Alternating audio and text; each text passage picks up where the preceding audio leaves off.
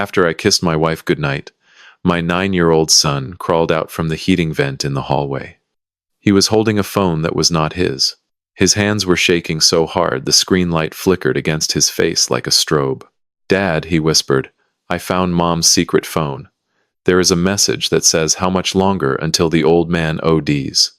3 days later, I attended my own funeral, but I am getting ahead of myself. Hello everyone, and thank you for staying with me up to this moment. Please drop a comment and let me know where you are watching from. It helps more than you realize. And while you are there, tell me honestly, if your 9-year-old found a secret phone with messages about killing you, would you believe him? Leave your answer below because what happened next will shake you to the bone. Just so you know, the next part of this story contains some fictionalized details added for dramatic and educational purposes. Any similarity to real names or locations is coincidental, but the lesson behind it is very real. Let me take you back to that night. December 21st. Pittsburgh was buried under a fresh blanket of snow, and the row houses on Butler Street in Lawrenceville glowed warm against the winter dark. I had just come home from the shop. My hands still smelled of engine grease and cold metal. Vanessa was already in bed. She had kissed me at the bedroom door, her lips warm and soft against my stubbled cheek. "Sleep well, baby," she said. "You look exhausted. Take your vitamins before bed." I smiled at her. I always smiled at her. Vanessa was 38 years old, with dark hair that fell past her shoulders and a smile that could melt the rust off a locomotive. I was 67. I knew I was lucky. At least I thought I was. I shuffled down the hallway toward the bathroom. The old house creaked under my weight. Every floorboard had a voice in this place. I had memorized them all in 20 years of living here. That is why I stopped dead when I heard a sound that did not belong. A soft metallic scrape coming from the heating vent near the ceiling. Then a whisper. "Dad." I looked up. The vent cover was pushed aside, and Danny's face appeared in the dark square opening. His brown eyes were enormous. His pajamas, the ones with the little trains on them, were dusty from crawling through the ductwork. This was not unusual. Danny had been playing in those vents since he was 6. He knew every tunnel, every junction, every dead end in the system. He called it his secret highway. But tonight, he was not playing. Tonight his face was the color of chalk. He dropped down from the vent. I caught him. He weighed almost nothing in my arms. He was trembling like a bird that had flown into a window. He pressed something into my hand. It was a phone. Not my phone. Not Vanessa's iPhone with the pink case. This was a cheap prepaid device, the kind you buy at a gas station with cash. The kind that does not leave a trail. "I found it," Danny whispered. His voice was barely a breath. "In the vent above the bathroom. She hides it behind the filter. I heard it buzzing when I was playing up there, and I thought it was a bug or something, so I opened the filter cover, and it was just sitting there." My chest tightened. I looked at the screen. There was a text conversation open. The most recent message was from 2 hours ago. The contact name was just the letter V. The first message from V read, "How much longer until the old man ODs? Is the dose working?" Vanessa had replied, "Almost there. He is getting weaker every week.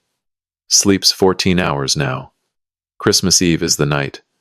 1 big dose in the evening coffee. It will look like he took too many pain pills by accident. Coroner will call it accidental overdose.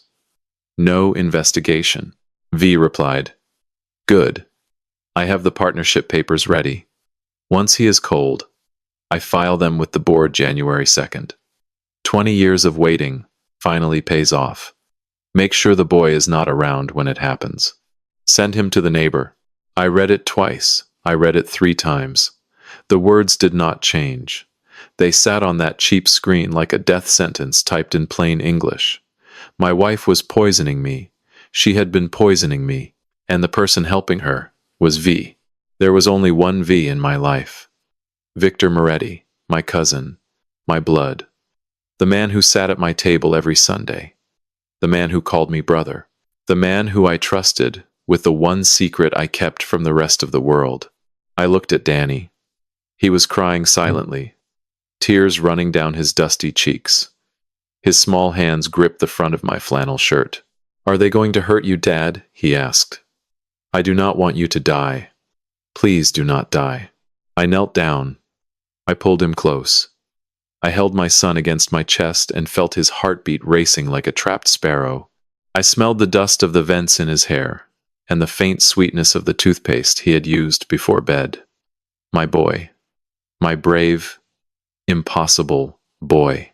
"Listen to me, Danny," I said. My voice was steady. It surprised me how steady it was. "Nobody is going to hurt me. Nobody is going to hurt you. But I need you to do something for me. I need you to go back to bed. I need you to pretend you never found this phone. Can you do that for me, soldier?" He nodded, wiping his nose on his sleeve. He looked up at me with those enormous brown eyes. "What are you going to do, Dad?" I put the phone in my pocket. I stood up.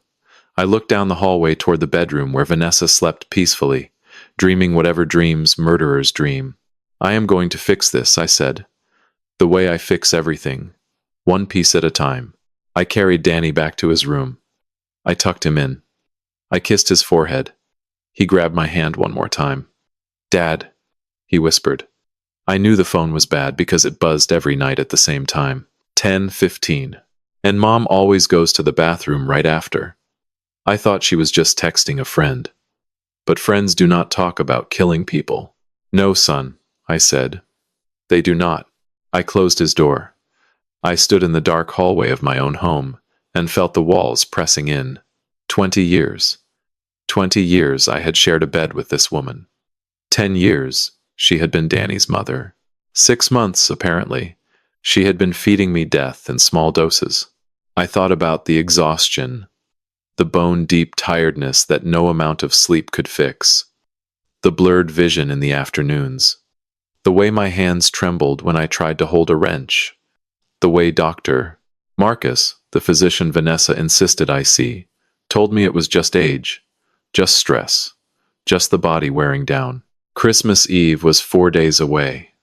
4 days until they expected my heart to stop beating in my sleep. They thought they knew everything about Frank Moretti. They thought I was just a tired old mechanic who fixed train engines for a living. They had no idea that the man they were trying to kill owned every railroad track their getaway car would ever cross. I did not sleep that night. I sat in the kitchen with the lights off, listening to the house breathe around me. The refrigerator hummed. The radiator ticked. Upstairs, Vanessa slept the deep, untroubled sleep of a woman who believed her plan was working perfectly. On the counter beside the stove sat my bottle of vitamins. The ones she reminded me to take every single night. The ones she watched me swallow while rubbing my shoulders and smiling. I did not touch them. When dawn crept gray through the kitchen window, I put on my work coat and steel-toed boots. I moved quietly past Danny's door. He was curled up small under his blanket, asleep. I wanted to take him with me. I wanted to put him in the truck and drive until Pittsburgh was a speck in the rearview mirror. But if Vanessa woke and found us both gone, she would panic. She would call Victor. Running rats are harder to catch than comfortable ones. So I left my boy sleeping and drove alone into the frozen morning. The shop was on Smallman Street in the Strip District, a long brick building that used to be a rail maintenance depot in the 1940s. The sign above the bay doors read Moretti Engine Repair in faded blue letters. The neighborhood knew me as Frank the mechanic, the old Italian guy in Greece, stained coveralls, who drove a 15-year-old pickup truck. I unlocked the front door. The shop floor smelled of diesel fuel and machine oil. I walked past the engine bays, past the tool racks, all the way to the back wall where a steel door sat flush with the brick. No handle. No visible hinges. I pressed my thumb against a small black square beside the frame. A green light flashed. The lock clicked. The door swung inward on silent hydraulic arms, revealing a narrow staircase descending into the basement. The room below was a different world. Climate-controlled, soundproofed, lit by soft overhead panels.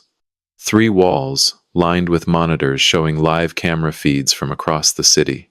A mahogany desk in the center with a secure satellite phone and encrypted laptop. On the 4th wall, hung a framed map of the northeastern United States with rail lines highlighted in blue. My rail lines. My name is Frank Moretti. I fix train engines. That part is true. But what no one knew, except one man I trusted absolutely, was that I also owned 30% of Moretti Rail Systems. 112,000 miles of freight track connecting Pittsburgh to New York, Boston, Philadelphia, and Chicago. 4,000 freight cars. Annual revenue of $800 million. Total valuation, $3.5 billion. I built it from nothing. One contract at a time, starting at age 23 with a single maintenance van. By 40, I owned the largest private freight network east of the Mississippi. But nobody saw my name. I operated through 14 shell companies and 3 offshore trusts. My face never appeared in a newspaper or annual report. There was a reason. 22 years ago, my first wife, Catherine, discovered my wealth at a dinner party. Within 6 months, she had lawyers and forensic accountants tearing through everything. The divorce cost me $400 million. She took the money, left our daughter Sarah with me, and vanished to California. I swore that day I would never let money poison love again. I buried my wealth, moved to Lawrenceville, became Frank the mechanic. If someone loved me, they would love the man, not the empire. For 20 years it worked. Until I made one catastrophic mistake. I told Victor. He was blood. My cousin. The only family I had left. I needed someone to know the truth in case something happened to me. So I gave him the knowledge. Not the money. Not the accounts. Just the knowledge that Moretti Rail existed and that Frank the mechanic was its invisible king. For 20 years he smiled at Sunday dinner. He played cards with me on Friday nights. He bounced Danny on his knee, and he waited. The patience of his betrayal made my blood freeze. I sat at the mahogany desk and powered on the satellite phone. I dialed from memory. Dr. Petrov answered on the second ring. Gravelly voice, Slavic accent still thick after 30 years in America. My only trusted physician since before the money. Petrov, I said. Full toxicology panel. Today? Off the books. I think someone is poisoning me. A pause, then sharp and professional. Come to the clinic at noon. Back entrance. Tell no one. I dialed the second number. Marlowe. Former FBI special agent. 15 years in organized crime before I recruited him to run security for Moretti Rail. He answered before the first ring finished. Sir. Eyes on my wife and my cousin Victor. Full surveillance. Use the rail network cameras. Penn Avenue, Highland, Shadyside Grid. Everywhere they go, every word they speak. Timeline, he asked. Now. And Marlowe.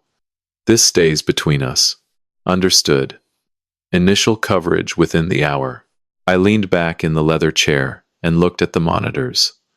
Hundreds of cameras mounted on signal poles across Pittsburgh. Every intersection near a crossing. Every overpass. Every freight yard. This city was mine in ways no mayor would ever understand. Somewhere above me, Vanessa was waking up, reaching for her phone. Probably texting Victor to confirm the plan. 4 more days. 4 more doses. But the grateful fool who swallowed her poison with a smile was gone. In his place sat a man with $1 billion surveillance network and a rage cold enough to freeze the Monongahela solid. They wanted to play this game in my city. On my tracks. In my territory. And in my territory, the trains run on my schedule. Dr. Petrov's clinic was on the 3rd floor of a medical building in Oakland, tucked between the university hospitals like a secret kept in plain sight. I used the back entrance as instructed, climbing the fire stairs with legs that felt heavier than they should have. My breath was short by the second landing. 6 months ago, I could have taken those stairs 2 at a time. Now my lungs burned like I had been running uphill in sand. Petrov was waiting in a private examination room with the blinds drawn. He was a thick man with a white beard and hands that looked too large for the delicate work they performed. He took one look at me, and his expression hardened. He did not say good morning. He did not ask how I was feeling. He could see the answer written on my face. Sit, he said. Roll up your sleeve. He drew blood. 4 vials. Dark crimson that looked almost black under the fluorescent lights. He took a hair sample. He took a nail clipping. He worked with the grim efficiency of a man who had seen the worst of humanity and stopped being surprised by it decades ago. While the portable analyzer hummed and clicked on the counter, he checked my vitals. Blood pressure low. Heart rate irregular. My pupils were constricted, he noted, shining a penlight into my eyes. He pressed 2 fingers against my wrist and frowned. How long have you been fatigued? He asked. Not how long have you felt tired. Fatigued. There is a difference. Tired is normal. Fatigued is your body shutting down. 6 months, I said. Maybe longer. It came on gradually. I thought it was age. He shook his head. You are 67, Frank, not 90. This is not age. The analyzer beeped. A thin strip of paper scrolled from the side. Petrov ripped it off and read it once. Then, he read it again. His jaw tightened. He looked at me over the top of the printout, and his eyes were filled with a cold fury I had not seen since our early days working together. Oxycodone, he said. Chronic exposure. Low doses administered consistently over approximately 6 months. Your blood levels are dangerously elevated. Not enough to kill you outright on any single day, but accumulated to the point where one large dose would cause acute respiratory depression. Your breathing would slow. Your heart would follow. In your sleep, it would look exactly like an accidental overdose, combined with cardiac arrest. He set the printout on the counter. He crossed his arms. Someone is feeding you opioids, Frank. Someone with access to your daily food or drink. Someone patient. Someone who understands dosing. At this rate, one more concentrated dose, and your respiratory system collapses. You are being killed in slow motion. The words hung in the air between us. I stared at the far wall, where a diagram of the human cardiovascular system was pinned. Red lines and blue lines. Arteries and veins. Life flowing in circles. My life being drained drop by drop. Then it came to me. Not all at once, but in a flood of small memories that suddenly made terrible sense. The coffee. Every morning for 6 months, Vanessa insisted on making my coffee herself. She said it was her love language. She used a French press and she always brought the mug to me already poured. I never saw her make it. I only tasted the result. It was slightly more bitter than usual. I thought she had switched brands. The cooking. She took over all the meals 4 months ago. She said she wanted to eat healthier. She made elaborate dinners, sauces thick with garlic and herbs, strong flavors. The kind of flavors that mask the taste of something that should not be there. The vitamins. 3 months ago she came home from the pharmacy with a new bottle. Large capsules, easy to fill with powder. She said her doctor recommended them for men over 60.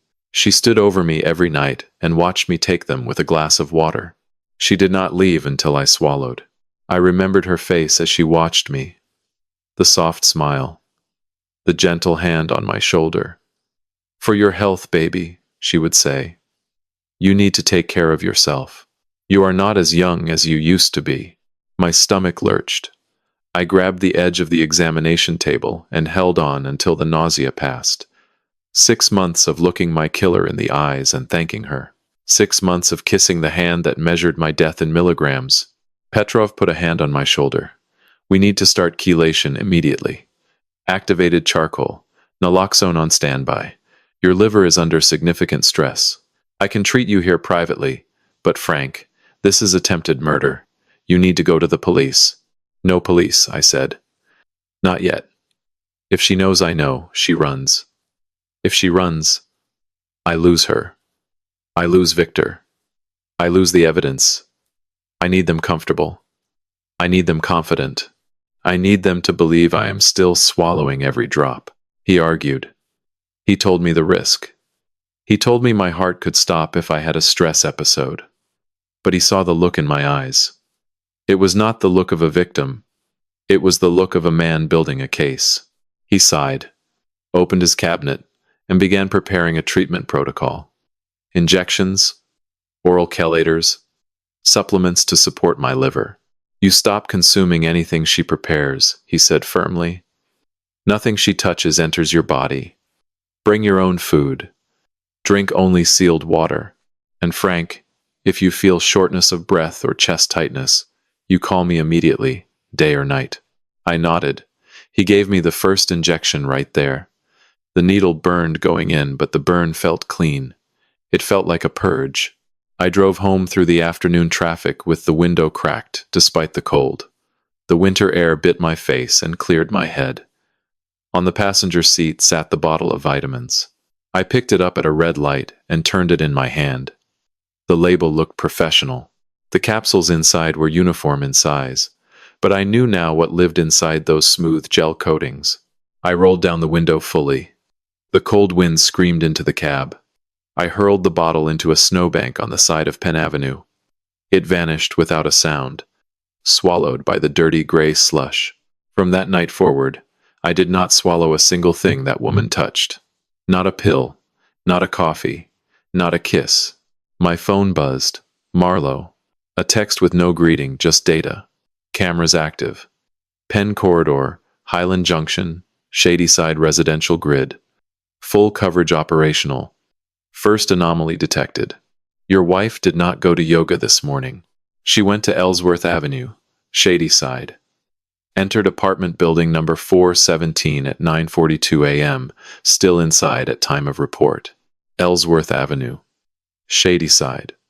I did not know anyone who lived there, but I had a feeling I was about to find out. Marlowe sent the footage at 11:14 that morning. I was in the basement office, the monitors glowing blue around me. I pulled up the file on the main screen and hit play. The camera was mounted on a signal pole at the intersection of Penn Avenue and Highland. High angle, wide lens, grainy but clear enough. The timestamp read 9:37 a.m. I watched my wife's silver Honda turn left off Penn and glide down Ellsworth Avenue like a fish moving through familiar water. She knew this route. The way she drove, no hesitation at any turn, told me this was not the first time. She parked in front of a brownstone apartment building, number 417. 3 stories, fire escape on the east side, buzzers at the front door. She did not buzz. She had a key. I switched to a second camera. This one was on a switching signal 2 blocks south, angled to catch the front entrance of the building. I watched Vanessa climb the steps. She was not dressed for yoga. She wore a fitted black coat and heels that clicked on the stone. Her hair was down. She looked like a woman going to meet someone she wanted to impress. She unlocked the front door and disappeared inside. I noted the time. 9:42. I waited. The footage ran in real time. 23 minutes passed. I stared at the screen with a patience I did not feel. My jaw ached from clenching. Then at 10:05, the front door opened again. Vanessa stepped out onto the stoop. She was not alone. A man followed her out. He was tall, silver-haired, broad-shouldered. He wore a cashmere overcoat that I recognized because I had complimented him on it last Sunday at dinner. He put his hands on Vanessa's waist and pulled her close. She tilted her face up to him. They kissed.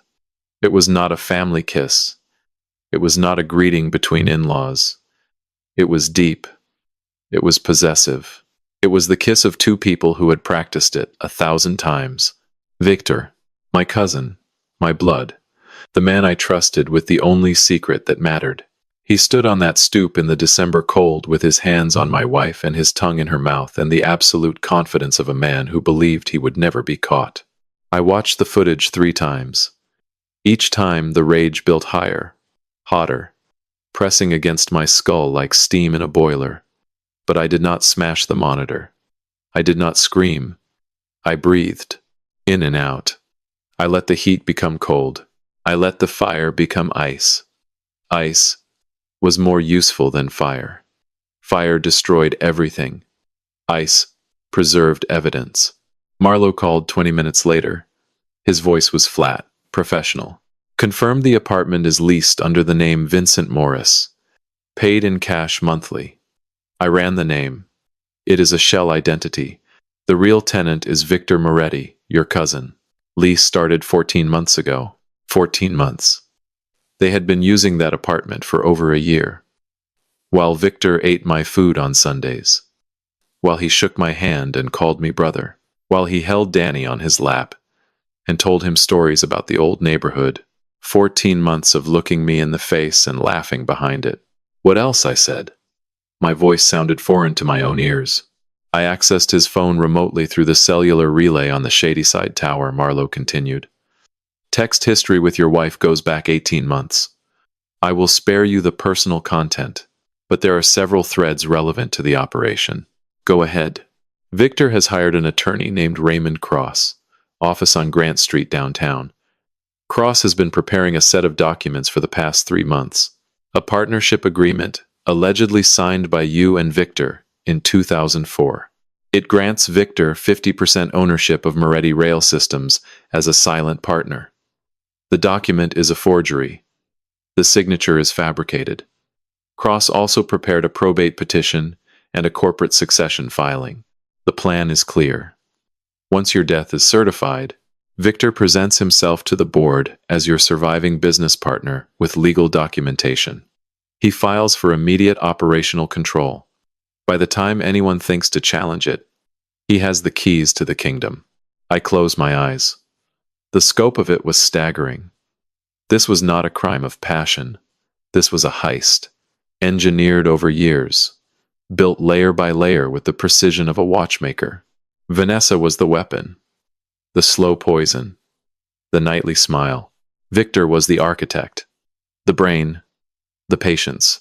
And between them, they had woven a net so tight around me that I should have been dead already. Would have been, if not for a 9-year-old boy and a heating vent. Anything else? I asked. One more thing, Marlowe said. Victor met with 3 members of your board yesterday. Individual meetings, coffee shops, private rooms. He has been cultivating them for months, promising positions, bonuses, expanded roles once he assumes control. He is building consensus before you are even cold. I opened my eyes. I looked at the map on the wall, the blue lines spreading from Pittsburgh in every direction. Victor thought he knew everything about Moretti Rail. He knew the name. He knew the value. He knew where the corporate filings were stored. But there was one thing I had never told him. One failsafe I installed 15 years ago precisely for a scenario like this. The dead man's switch. A biometric system embedded in a titanium bracelet I wore on my left wrist. Every 72 hours it sent a pulse to a secure server. My heartbeat. My life signal. If that pulse stopped for 72 consecutive hours, the system triggered a cascade. Every account frozen, every share locked, every access code invalidated. The entire empire would seal itself shut like a vault with no key. No board vote could override it. No court order could crack it. Not even the 14 shell companies could be accessed without my living biometric signature. Victor did not know about the switch. Nobody did except Marlowe and the engineer who built it, and that engineer was dead of natural causes 3 years ago. Victor thought that once I stopped breathing, the empire was unguarded. He thought all he needed was a forged piece of paper and a dead cousin. He was wrong. He needed me alive to access the money. He just did not know it yet. I turned off the monitors. I sat in the dark for a long time, feeling the weight of what I now knew pressing down on my chest. My cousin, my wife, my blood, and my bed. Both rotten. Both turned against me for paper and numbers. But grief was a luxury I could not afford, not with 4 days left on their clock. I had work to do. I had a trap to build. And the first piece was already in place. Tomorrow I would test the only other person who mattered. Tomorrow I would find out if my daughter Sarah was a conspirator or a casualty. The dead man's switch was my insurance policy against exactly this kind of betrayal. But now that the betrayal was real, the switch had become a double-edged blade. I sat at the desk, running the numbers in my head. If I simply disappeared or went to the police, Victor would know immediately that his plan was compromised. He would run. Vanessa would run. The evidence would scatter like roaches when the lights come on. They would resurface in another state, another country, with new identities and whatever liquid assets they could grab on the way out. I would survive, but I would never have justice. They would never pay. But if I played dead, if I let them believe the poison worked, if I gave them exactly what they wanted, a corpse and an empty throne, they would come running to claim it. And when they reached for the crown, the trap would snap shut. The problem was the switch. 72 hours without my heartbeat signal and the system locks. If I stage my death convincingly enough for a death certificate to be issued, the world believes Frank Moretti is gone. But the bracelet on my wrist would still be pulsing. The server would still be receiving my signal. The system would remain open. Victor would file his forged papers. He would walk into the boardroom on January 2nd, expecting to be crowned king. And when he reached for the throne, I would be standing right behind it. The plan was forming in my mind like a blueprint being drawn in real time. Every line precise, every measurement exact. But there were variables, unknowns. And the biggest unknown was Sarah.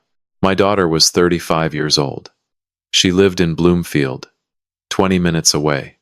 She worked at a nonprofit that helped underprivileged kids get into trade schools. She made $42,000 a year and drove a Honda Civic with a dent in the rear bumper from a parking lot incident 2 years ago. She was kind. She was good. She was everything Vanessa pretended to be. But Victor had access to her too. He had been my only family connection for 20 years. He was Uncle Vic to Sarah.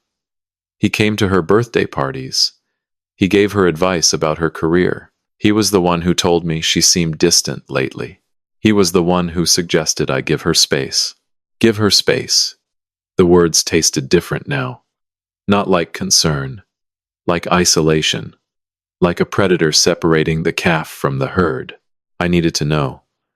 Was Sarah part of this, or was she another one of Victor's victims? If she was compromised, my plan had a fatal leak. If she was clean, I might have one more ally I did not know I had. My personal phone rang at 4:17 that afternoon. The caller ID read Sarah. My heart rate spiked. I had not spoken to her in 3 weeks. The longest silence between us since she was a teenager. I answered, "Dad." Her voice was high and tight, the voice of someone who had been crying before she picked up the phone. "Dad, I am so glad you answered. I have been trying to call you for days. I have been busy at the shop," I said carefully. "What is wrong, sweetheart?" She took a ragged breath. "It is Victor, Dad. He called me this morning. He said you are planning to cut me out of your will. He said you told him that I am a disappointment. He said you are giving everything to Vanessa because at least she takes care of you. Dad, is that true? Do you really think I am a failure?" My hand tightened on the phone. Victor, planting seeds, poisoning my relationship with Sarah the same way Vanessa poisoned my blood. Slow, steady, invisible until the damage is done. He wanted her isolated. He wanted her to stop calling. He wanted her to believe I did not love her, so that when I died, she would not fight for the inheritance. She would believe she had already been cut out. "Sarah," I said. My voice was gentle. I chose every word like I was walking through a minefield. None of that is true. I would never say those things. You are not a disappointment. You have never been a disappointment. Then why did Victor say it? She was crying again. Why would he lie about something like that? I wanted to tell her everything. I wanted to say your uncle is sleeping with my wife and they are both trying to kill me, but I could not. Not on the phone. Not when I did not yet know if her phone was being monitored. Not when a single careless word could reach Victor's ears and bring the whole plan crashing down. "I need to see you," I said. "Tomorrow. In person. There are things I cannot explain over the phone. Can you meet me?" "Where?" "The cafe on Murray Avenue in Squirrel Hill. The one with the blue awning where we used to get hot chocolate when you were small. 2 o'clock. Come alone, Sarah. Do not tell Victor you are meeting me. Do not tell anyone." There was a pause. She was confused, scared, but she trusted me. She always had. "Okay, Dad, I will be there, but you are scaring me." I know, sweetheart. I am sorry. Just trust me for one more day. And Sarah, one more thing. What? Do not sign anything anyone gives you. Not a contract, not a form, not a single piece of paper. Not until we talk. Can you promise me that? I promise, Dad. Her voice was small, fragile, like Danny's voice 2 nights ago in the dark hallway. I hung up. I stared at the satellite phone in my hand. Two of the people I loved most in this world were being systematically destroyed by a man who shared my last name. Danny was being poisoned by proximity. Sarah was being poisoned by lies. And I was being poisoned by chemistry. 3 different weapons. One architect. Victor had built a machine designed to isolate me from everyone who might save me, and then kill me when I was alone. He had almost succeeded. Tomorrow I would look into Sarah's eyes, and I would know. I would know if she was his puppet or his victim. I would know if my daughter still belonged to me or if Victor had already stolen her the way he stole my wife. I locked the basement door behind me and climbed the stairs back to the shop floor. The afternoon light came through the bay windows, golden and low. December sun setting early, painting the engines in amber. I pulled on my work gloves and picked up a wrench. I had 3 hours before I needed to go home and pretend. 3 hours to be Frank the mechanic. 3 hours of honest work before I walked back into the house of the woman who was trying to end me. I tightened a bolt on the engine block in front of me. The metal groaned and gave. One piece at a time. That was how you built an empire. And that was how you tore one down. The house smelled like a home that evening. Garlic and basil and slow-simmered tomatoes.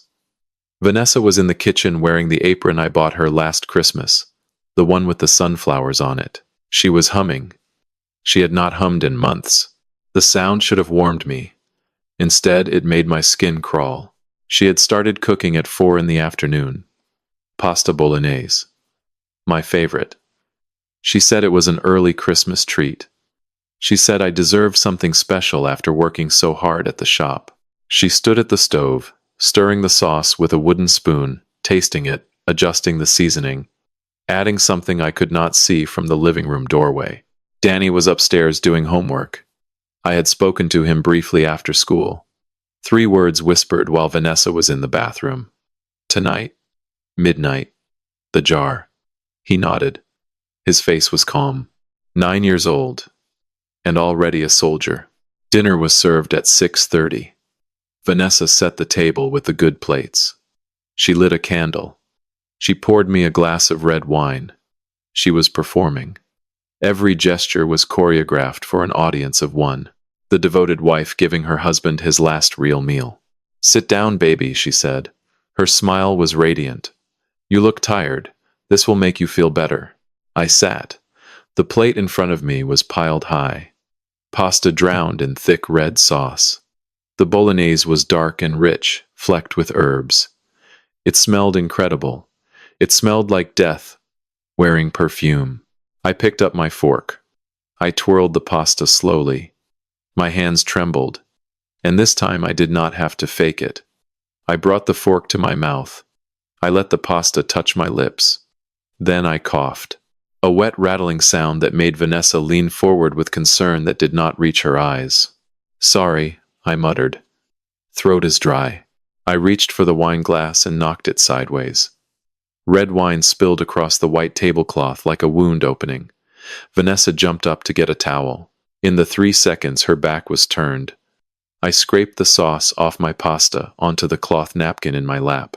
I folded it closed. When she returned, I was chewing plain noodles with an apologetic smile. I am so clumsy lately, I said. She mopped up the wine. I ate the plain pasta. I made sounds of appreciation. I told her the sauce was delicious. I asked for more bread to soak it up. The bread was safe. Dry carbohydrates with nothing hidden inside. I soaked it in the sauce on my plate, then pressed it into the napkin when she looked away. Every drop of that poisoned sauce ended up in the cloth, on my lap instead of my stomach. After dinner, I moved to the living room sofa. I let my eyelids droop. I let my breathing slow. I slumped into the cushions, with the bonelessness of a man being pulled under by exhaustion. Within 10 minutes, I was performing the deep rhythmic breathing of sleep. Vanessa watched me from the kitchen doorway. I could feel her gaze on my face. She stood there for a long time. Then she picked up her phone. I heard the soft tap of her fingers on the screen. Then her voice, low and excited, barely contained. "He ate it all," she whispered. "The whole plate. He could barely keep his eyes open afterward. Tomorrow is the last one. I will put the big dose in the morning coffee. By Christmas morning it will be over. His breathing will just slow down and stop. The coroner will find opioids in his system and rule it accidental. 67-year-old man with chronic pain. Took too many pills. Case closed." A pause. Victor's voice on the other end was too quiet for me to hear. But Vanessa laughed. A soft, girlish sound that made my jaw clench so hard my molars creaked. "Merry Christmas to us, baby," she said. "I will see you tomorrow night. In our new house." She hung up. She walked over to the sofa and stood above me. I kept my breathing steady. In and out. Deep and slow. The sleep of the dying. She leaned down. Her perfume washed over me. That floral scent I used to love. Now it smelled like a funeral arrangement. "One more day, old man," she whispered. Her lips were inches from my ear. "One more day, and I am free. Sweet dreams, Frank. Enjoy them while you can." She straightened up. She turned off the lamp. She walked upstairs. The bedroom door clicked shut above me. I opened my eyes in the darkness. My hands were fists at my sides. The napkin full of poisoned sauce sat heavy in my lap like a piece of damning evidence. Because that is exactly what it was. I waited 2 hours. The house settled into silence. The only sounds were the ticking of the hall clock and the distant hum of the furnace. At midnight, I heard the soft creak of Danny's door opening, then the whisper of bare feet on the stairs. He appeared in the living room, like a small ghost in train pajamas. He moved without sound. I had taught him that. How to walk on the edges of the steps where the boards do not creak. He crept to the sofa and knelt beside me. I handed him the napkin. He unfolded it carefully and scraped the sauce into a small glass jar he had hidden in his pajama pocket. He sealed the lid tight. This was evidence, physical proof of what Vanessa was feeding me. Combined with Petrov's blood work, it would be a chain of custody that no defense attorney could break. "Good work, soldier," I whispered. "Now hide the jar in the vent, behind the filter where you found the phone. No one looks there but you." He nodded. He started to rise, but I caught his arm. "Wait. There is something else." I pulled a folded piece of paper from under the sofa cushion. A letter I had written that afternoon at the shop. I pressed it into his hands. "Put this under your pillow," I said. "Read it tomorrow after they take me away. Do not read it before. And Danny, no matter what happens tomorrow morning, no matter what you see or what anyone tells you, remember one thing. Dad is alive. I will always come back for you. Do you understand?" His chin trembled. But he did not cry. He looked at me with those enormous brown eyes full of trust and courage that no 9-year-old should need to possess. "I understand, Dad. You are going to be a ghost." I pulled him close. I kissed the top of his head. He smelled like toothpaste in childhood. "The bravest ghost in Pittsburgh," I whispered. He crept back upstairs with the jar and the letter. I lay back on the sofa and stared at the ceiling. Tomorrow morning, Vanessa would make her final move. She would put the killing dose in my coffee and wait for my body to surrender. But my body would not surrender. It would perform. The greatest performance of my life. And by noon on Christmas Eve, Frank Moretti would be dead to the world. But not to the server receiving his heartbeat every 72 hours. Not to the empire waiting in silence. And not to the little boy sleeping upstairs with a letter under his pillow that promised his father was coming back. Christmas Eve morning. The sky outside the kitchen window was the color of ash. Snow fell in heavy sheets, blanketing Lawrenceville in silence. The kind of quiet that makes a city hold its breath. I was sitting at the kitchen table when Vanessa came downstairs at 7:15. She was wearing her silk robe, hair loose around her shoulders, bare feet padding on the cold tile. She looked beautiful. She looked innocent. She looked like a woman about to commit murder and enjoy every second of it. "Good morning, baby," she said. Her voice was honey warm. "Merry Christmas Eve. I am making you something special this morning. You deserve it." She moved to the counter. French press. Fresh beans ground by hand. The ritual she had perfected over 6 months of poisoning me 1 cup at a time. But this morning was different. This morning she was not measuring a maintenance dose. This morning she was loading the gun. I watched her back as she worked. I saw her hand dip into the pocket of her robe. I saw her fingers curl around something small. A capsule. She cracked it over the mug with a practiced motion so smooth it looked like she was adding sugar. She stirred. She turned with that radiant smile. "Here you go, baby. Extra strong today. You need your energy for tonight. We are having the Kowalskis over for Christmas Eve dinner, remember?" I took the mug. The ceramic was warm in my hands. The coffee smelled rich and dark. Somewhere inside that liquid was enough oxycodone to stop my lungs from breathing. I raised the mug to my lips. I tilted it. I let the coffee touch my closed lips, warm and wet. I swallowed nothing. I lowered the mug and smiled. "Perfect," I said. "Thank you, sweetheart." She watched me. Her eyes tracked the mug. She was counting the sips. I raised it again. Same performance. Lips closed, liquid touching, but never entering. I set the mug down and excused myself to the bathroom. Inside, I dumped the coffee into the toilet and flushed. I filled the mug with tap water to the same level and returned to the table. I sipped the water for 20 more minutes while she hummed and made breakfast. Then I reached into my pocket and palmed the small pill Dr. Petrov had given me. Diaphoretic agent. Harmless. It would make me sweat, elevate my heart rate, and cause visible trembling. The symptoms of a man whose body was shutting down. I swallowed it dry. Within 15 minutes, the effects hit. My forehead beaded with sweat. My hands began to shake violently. The tremors ran up my arms into my shoulders. I gripped the edge of the table and gasped. This part was not acting. The pill made my heart race and my vision blur at the edges. It felt like drowning on dry land. "Frank?" Vanessa's voice cut through the haze. "Frank?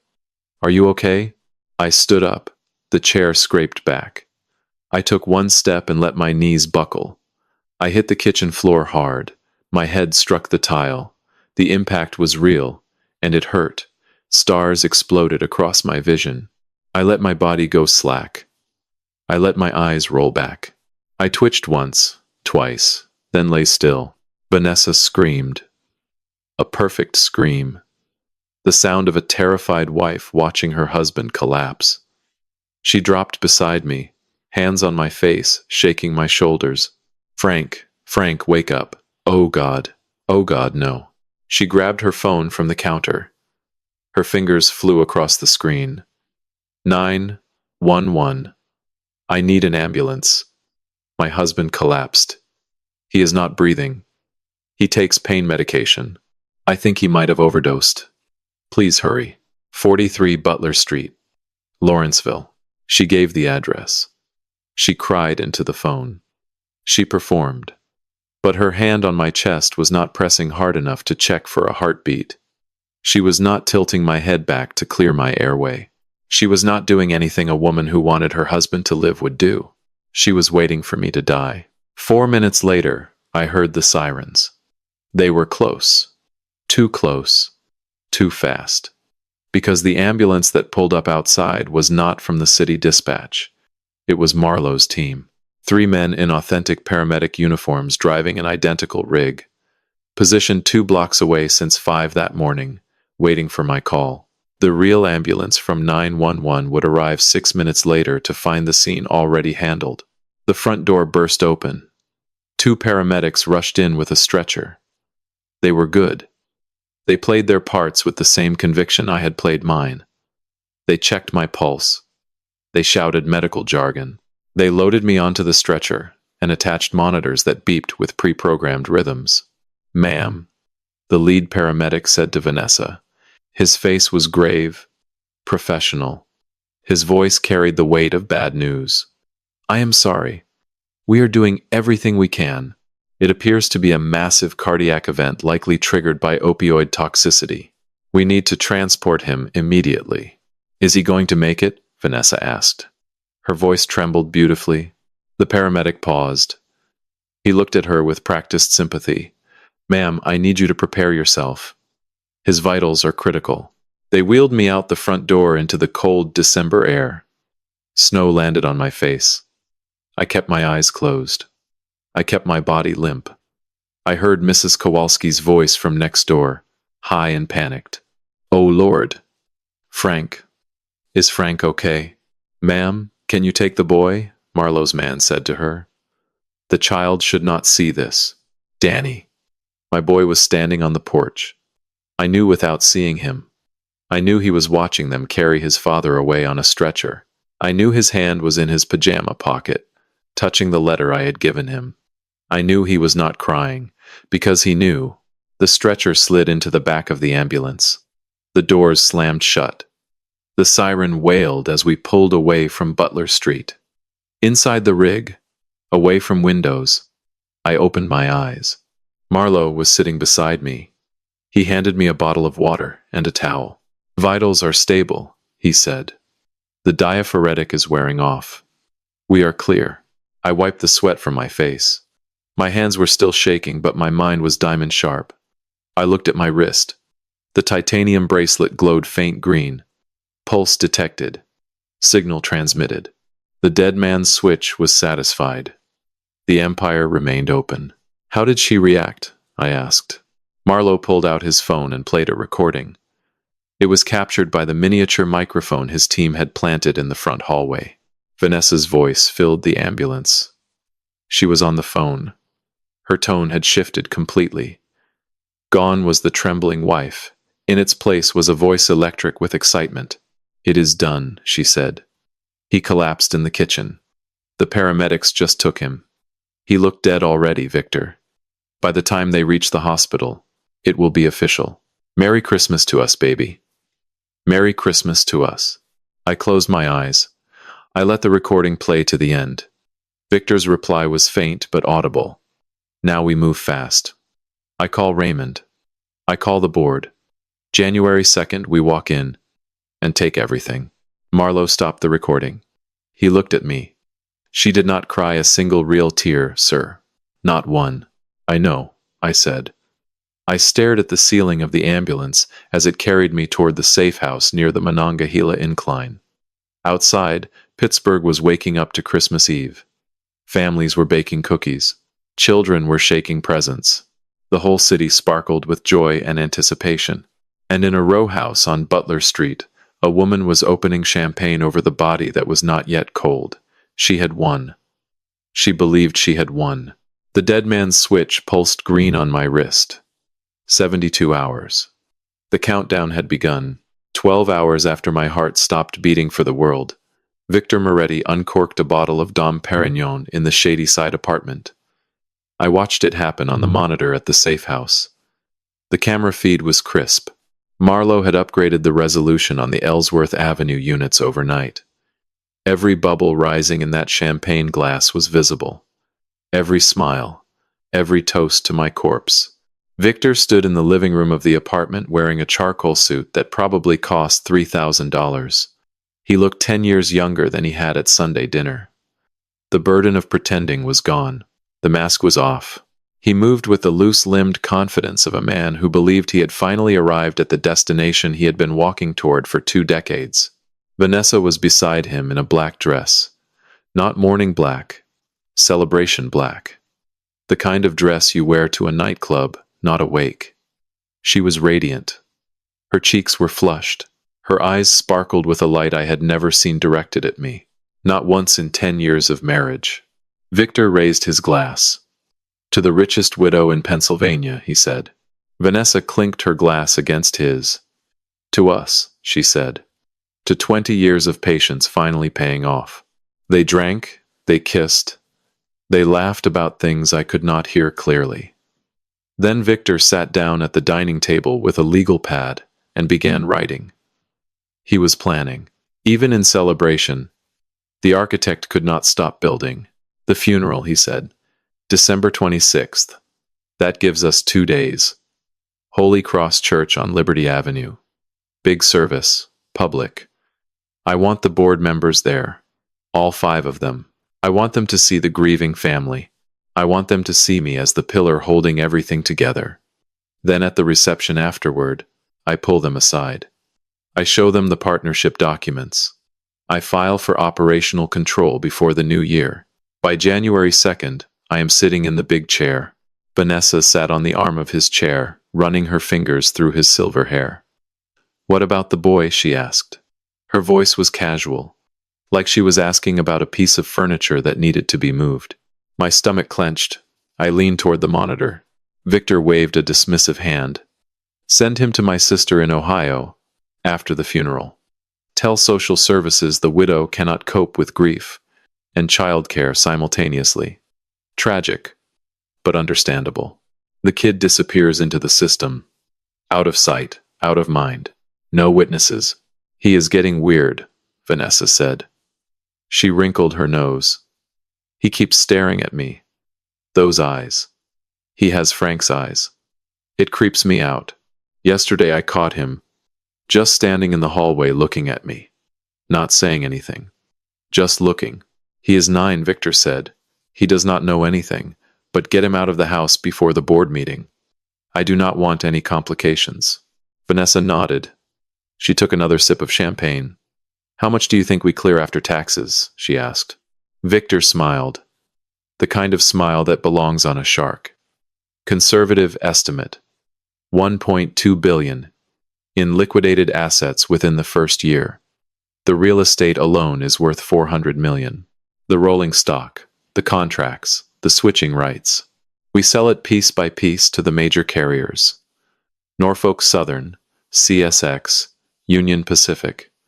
They have been trying to buy Moretti Rail for years. They will pay through the nose. I watch them divide my empire like butchers carving a carcass.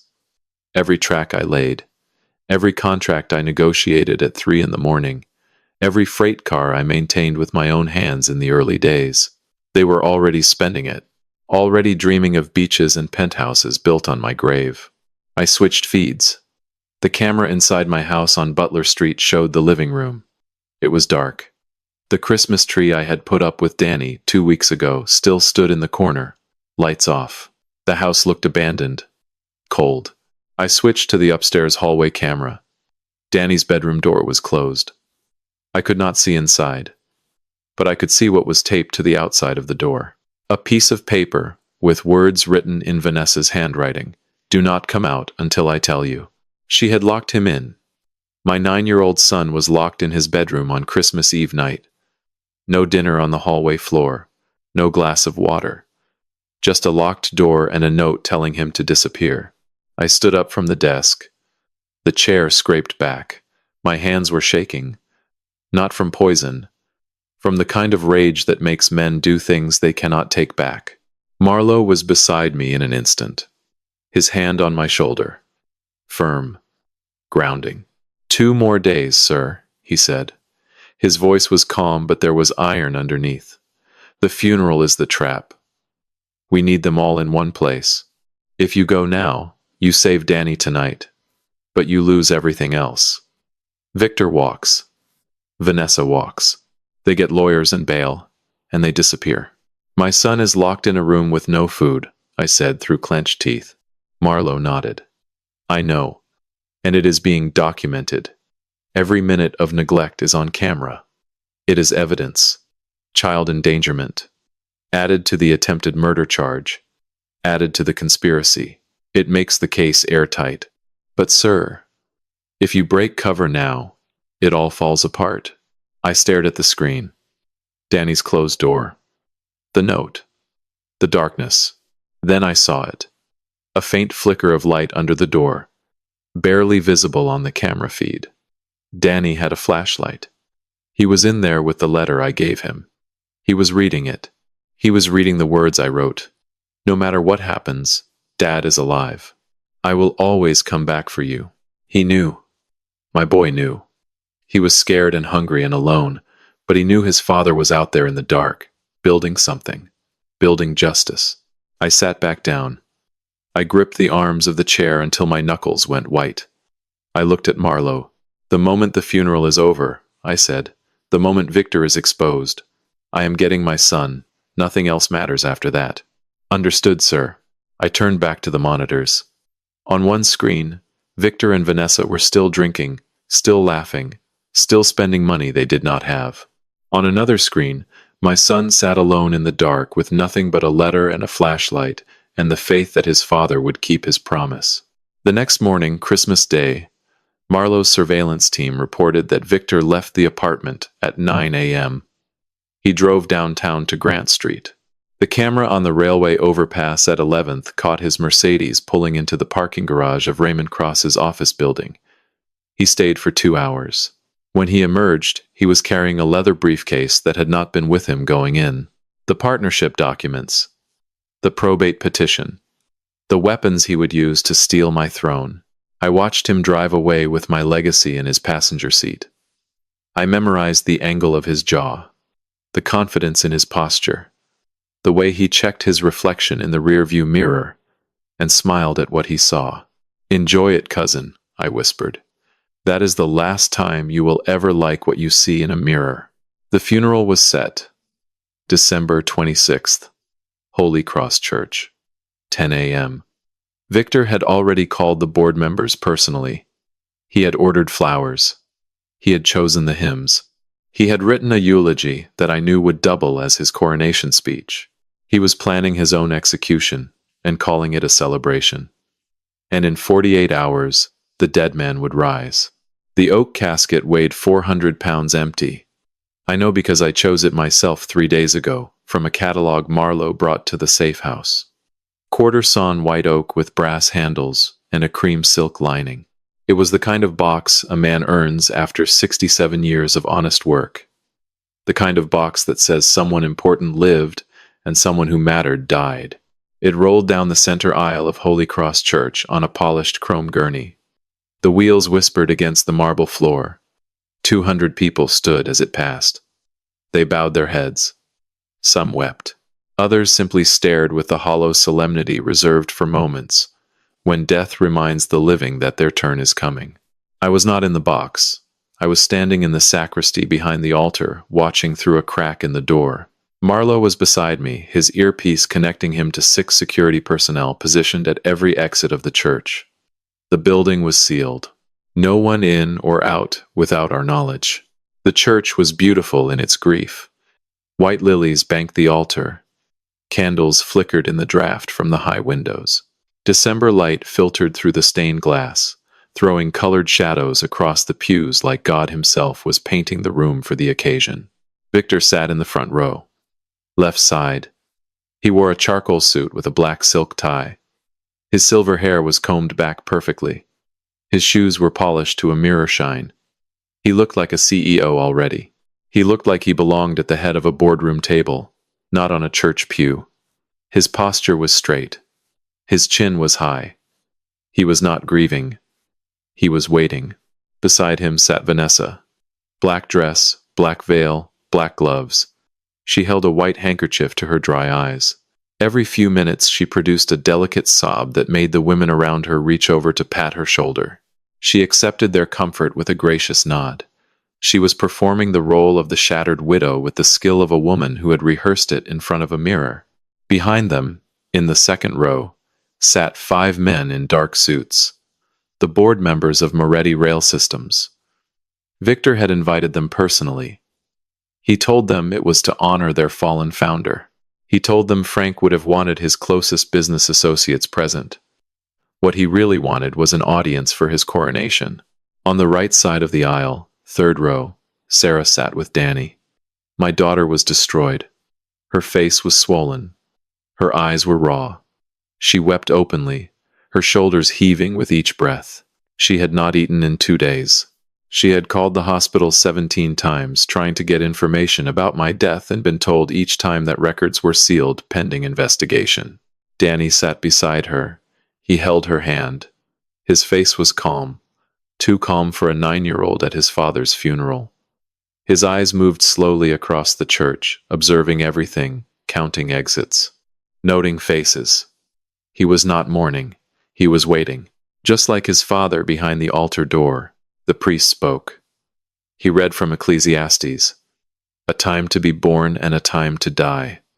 His voice echoed in the vaulted ceiling.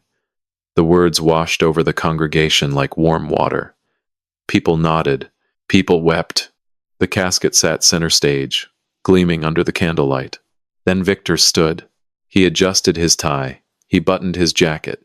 He walked to the lectern with the measured stride of a man who had practiced this moment in his bathroom mirror.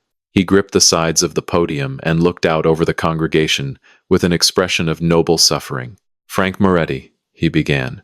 His voice was strong, projected, practiced. Frank Moretti was not just my cousin. He was my brother. For over 40 years we shared everything. Our dreams, our struggles, our business. My jaw tightened behind the sacristy door. "Most of you knew Frank as a mechanic," Victor continued. "A humble man, a quiet man. But what many of you did not know is that Frank was also a visionary. 20 years ago, he and I founded a company together. A freight rail company that grew from a single contract into something extraordinary." He paused for effect. He looked directly at the 5 board members in the second row. "Frank trusted me with his legacy. He made me his partner. He made me promise that if anything ever happened to him, I would carry the torch. I would protect what we built together." He reached into his jacket and produced a folded document. He held it up for the room to see. "This is our partnership agreement, signed by both of us in 2004. It names me as co-owner of Moretti Rail Systems with full succession rights." Murmurs rippled through the pews. The board members leaned forward. One of them, a gray-haired man named Patterson, nodded slowly. He had been expecting this. Victor had prepared him.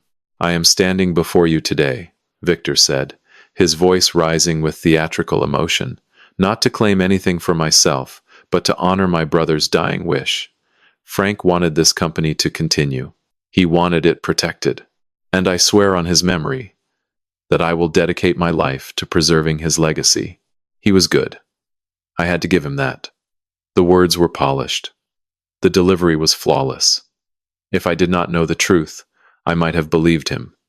The congregation certainly did. They were nodding, dabbing their eyes, impressed by this devoted cousin, stepping up in the hour of crisis. But in the third row, something small was happening. Danny was squeezing Sarah's hand. Hard. She looked down at him through her tears. Confused. "Wait," Danny whispered. His voice was barely audible, but I read his lips through the crack in the door. Sarah frowned.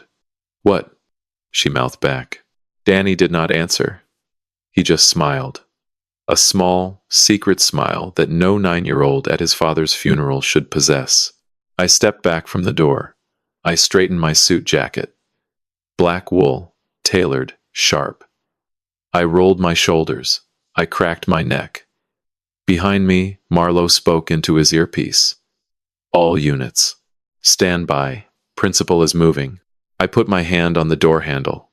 I took 1 breath, 2. Then I pushed the door open and stepped into the light. The church was vast and bright. The candles flickered as cold air rushed in from the sacristy. 200 heads turned simultaneously. The priest stopped mid-sentence. The organist's fingers froze above the keys. I walked forward. My footsteps echoed on the marble like hammer strikes. Each step deliberate. Each step a declaration. I walked past the altar. I walked past the white lilies. I walked toward the lectern where Victor stood frozen with his forged document still raised in his hand. Vanessa saw me first. Her mouth opened. No sound came out.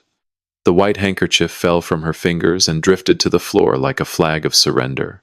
Victor turned.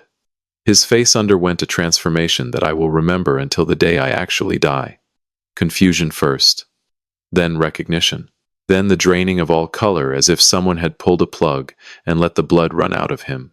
His hand dropped. The partnership papers fluttered to the floor. The dead man was walking, and he was walking straight toward the podium. I reached the lectern. Victor was frozen. His mouth hung open like a man watching the laws of physics break. His eyes searched my face for any explanation. A twin, a hallucination, anything except the truth. I stopped 3 feet from him. I let the silence build.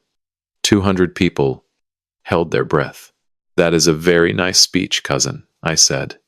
My voice filled the church without effort. "But you are eulogizing the wrong man. The only thing dead in this room is your plan." Victor grabbed the lectern to stay upright. His forged document lay on the marble between us like a dead leaf. From the 3rd row, Danny launched himself from the pew. He sprinted down the aisle with his arms open, hit me at full speed, his face buried in my stomach. "Dad, you came back. You promised and you came back." I put my hand on his head. My throat tightened, but I did not let my voice break. Not here, not in front of the enemy. Sarah was next. She stood, hands flying to her mouth.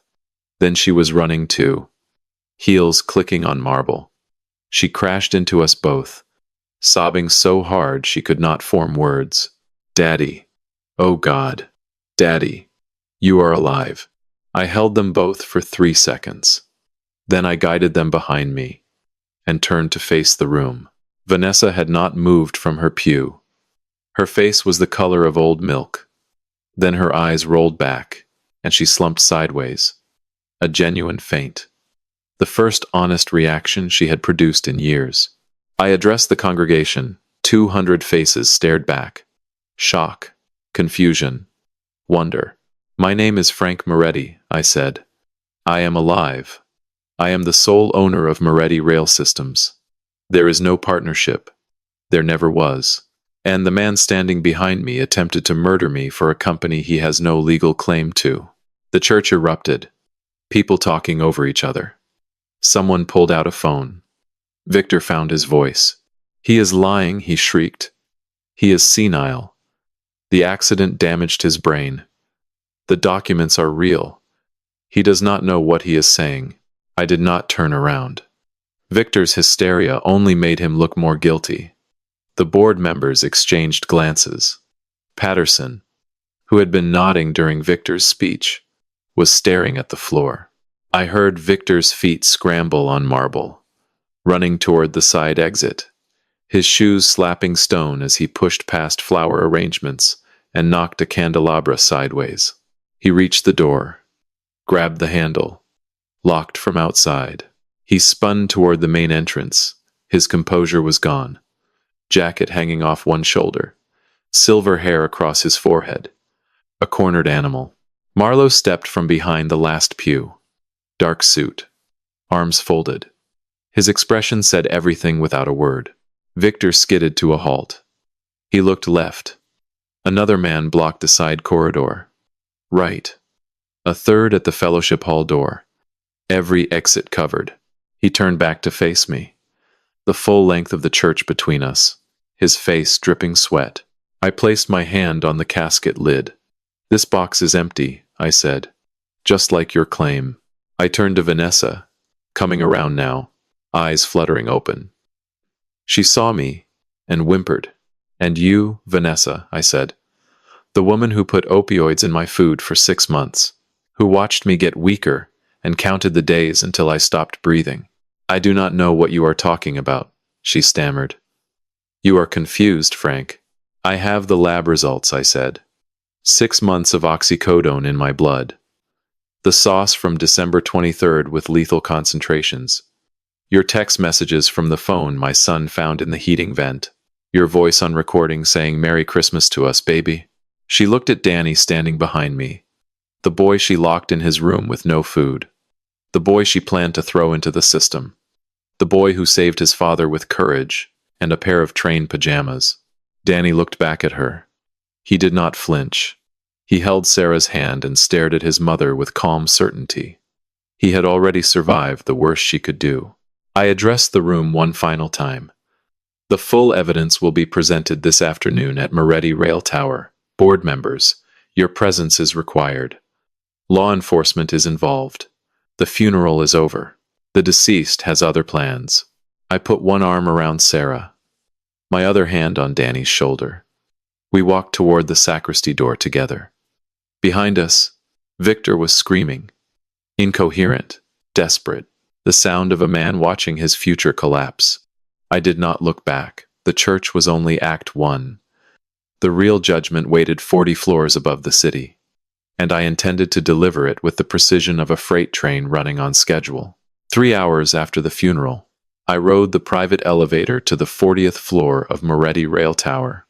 The building stood on Grant Street in downtown Pittsburgh, a glass and steel column that reflected the winter sky like a mirror turned toward heaven. My name was nowhere on the facade. No brass plaque. No corporate logo visible from the street. Just 40 floors of quiet power, humming above the city like a second heartbeat. The elevator opened onto a hallway of polished concrete and recessed lighting. Margaret Chen was waiting. My attorney, 53 years old, sharp as a scalpel, and the only lawyer I had ever met who billed by the result rather than the hour. She wore a charcoal suit and carried a tablet loaded with every piece of evidence Marlowe had collected over the past 5 days. Everything is ready, she said. Board members are seated. Agent Delgado is in position. The screens are calibrated. And the defendants, I asked, being brought up now. Separate elevators. Separate security details. They have not seen each other since the church. Good. Keep it that way. I want them hearing each other's lies in real time. The boardroom was glass on 3 sides. Pittsburgh spread below us in every direction. The rivers, the bridges, the stadiums, the rail yards where my freight cars sat in long silver rows like soldiers waiting for orders. I had built all of this from a single van, and a willingness to work when other men slept. And today, for the first time in 20 years, I would sit at the head of this table as myself. The board members were already seated. 5 men in dark suits. They looked shaken. 3 hours ago they had been at a funeral watching a dead man walk. Now they were in a room they had never seen, in a building they did not know their company owned, waiting for explanations that would rewrite everything they believed about their employer. Patterson sat closest to the head of the table. He was the eldest board member. Gray hair, wire-rimmed glasses, the cautious eyes of a man who had spent 40 years in corporate governance. He looked at me as I entered, and I saw the calculation behind his eyes. He was the one Victor had cultivated most aggressively. He was the one who had been nodding during the eulogy. "Gentlemen," I said, taking my seat at the head of the table. "Thank you for coming on short notice. I understand this morning has been disorienting. I intend to make everything clear." The door opened behind me. 2 security officers escorted Victor into the room. His hands were cuffed in front of him with a zip tie. His charcoal suit was wrinkled. His silver hair was disheveled. The polished confidence from the church was gone. In its place was something feral and desperate. He looked around the room with quick darting eyes, assessing, calculating, searching for an angle even now. They sat him in a chair at the far end of the table. Opposite me. 20 feet of mahogany between us. He stared at me with a hatred so pure it was almost admirable. A minute later, the second door opened. Vanessa was brought in by a female security officer. She was still in her funeral dress. Her mascara had run in black streaks down her cheeks. Real tears now, not performance tears. The tears of a woman who finally understood that the game was over. They sat her beside Victor. She did not look at him. She did not look at me. She stared at the table surface like it contained instructions for survival. Standing near the window was a man I had not yet introduced. FBI Special Agent Carlos Delgado. Mid-40s, lean build, dark eyes that missed nothing. He wore a navy suit and a badge clipped to his belt. He had a recorder running on the windowsill. Everything said in this room from this moment forward was federal evidence. I nodded to Margaret. She touched her tablet. The massive screen on the wall behind me flickered to life. What you are about to see, I said to the board, is the result of 5 days of surveillance, medical documentation, financial forensics, and recorded communications. I am going to show you exactly what these two people did, and then Agent Delgado will explain what happens next. Margaret tapped the first file. The screen filled with camera footage. Grainy, but unmistakable. The intersection of Penn Avenue and Highland. Timestamp, December 22nd, 9:41 a.m. Vanessa's silver Honda turning onto Ellsworth Avenue. Parking. Walking into the brownstone. Using a key. The second clip. Same building. 20 minutes later. The front door opening. Vanessa stepping out. Victor behind her. His hands on her waist. Their mouths meeting in a kiss that left no room for misinterpretation. I watched the board members' faces. Patterson went pale. The youngest member, a man named Webb, pushed back from the table slightly, as if the image might contaminate him. This apartment, I said, has been leased under a false name for 14 months. Paid in cash. It is where my wife and my cousin have been conducting their affair while simultaneously planning my murder. Victor opened his mouth. That proves nothing. People have affairs. It is not a crime. I held up a hand. Margaret tapped the next file. The screen went black. Then audio filled the room. Crystal clear. Vanessa's voice first. How much longer until the old man ODs? Then Victor's reply. Christmas Eve. The last dose. It will look like he took too many pain pills. Coroner will call it accidental overdose. The room was silent. Not the comfortable silence of agreement. The crushing silence of people hearing evil laid bare. Margaret played the next recording. This one was from Christmas Eve morning, after my collapse. After the ambulance took me away. Vanessa's voice, electric with excitement. It is done. He collapsed in the kitchen. He looked dead already, Victor. Merry Christmas to us, baby. Victor's reply. Now we move fast. I call Raymond. I call the board. January 2nd, we walk in and take everything. I looked at Patterson. His face was gray. His hands were flat on the table. He looked like a man who had just discovered he had been shaking hands with a murderer for 6 months. He had been. We all had. I let the silence hold for 5 seconds. Then I spoke. That recording, gentlemen, is my wife celebrating my death with the man who orchestrated it. While my 9-year-old son sat locked in his bedroom with no food and no explanation. While my daughter wept real tears at a hospital that could give her no answers. Victor lunged forward in his chair. The zip tie caught on the armrest. His face was red. That is taken out of context, he shouted. She manipulated me. I never wanted him dead. I just wanted what was owed to me. 20 years I waited. 20 years I kept his secret. I deserved a share. I looked at him. For the first time since this began, I felt nothing. Not rage. Not satisfaction. Just the cold, empty certainty of a man looking at a stranger. You deserve nothing, I said quietly. And now you will receive exactly that. Margaret did not wait for Victor's outburst to settle. A medical document filled the wall. White background. Black text, red highlighting. The header read, UPMC Toxicology Laboratory, Independent Analysis. Patient, Frank A. Moretti.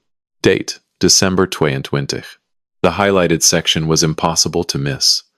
Oxycodone metabolites detected at 412 nanograms per milliliter. Chronic exposure pattern consistent with daily low-dose oral administration over approximately 180 days. Current blood concentration approaching lethal threshold for respiratory depression. Dr. Petrov has provided a sworn affidavit, Margaret said. Her voice was flat, clinical. She was letting the facts do the violence.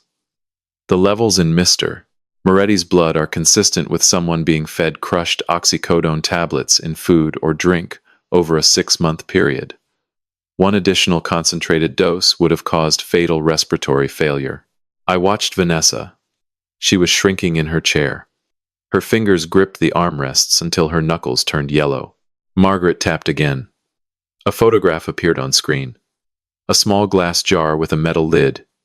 Inside, a dark red substance. Beside it, a lab report. This, I said, is a sample of the pasta sauce served to me on the evening of December 23rd. My son collected it from the cooking pot at midnight that night and preserved it in this jar. The laboratory analysis found oxycodone concentration of 960 nanograms per gram. That is approximately 4 times the lethal oral dose for a man my age and weight. The youngest board member, Webb, pushed his chair back abruptly. He stood up, his hand over his mouth, and walked quickly to the corner of the room. The sound of him retching into a wastebasket was the only noise for 10 seconds. Nobody looked at him. Everyone was looking at Vanessa. She was shaking her head. Small, rapid movements. "No," she whispered. "No, that is wrong. The test is wrong. I never put anything in the food. It was Victor. He gave me the pills. He told me they were vitamins for Frank. I did not know what they were." Victor's head snapped toward her. His face twisted with betrayal. "You lying witch," he spat. "You knew exactly what they were. You ground them yourself. You told me you enjoyed watching him get weaker. You said it made you feel powerful. They were turning on each other. Rats eating rats in a sinking ship. I let them." Every word was being recorded by Delgado's device on the windowsill.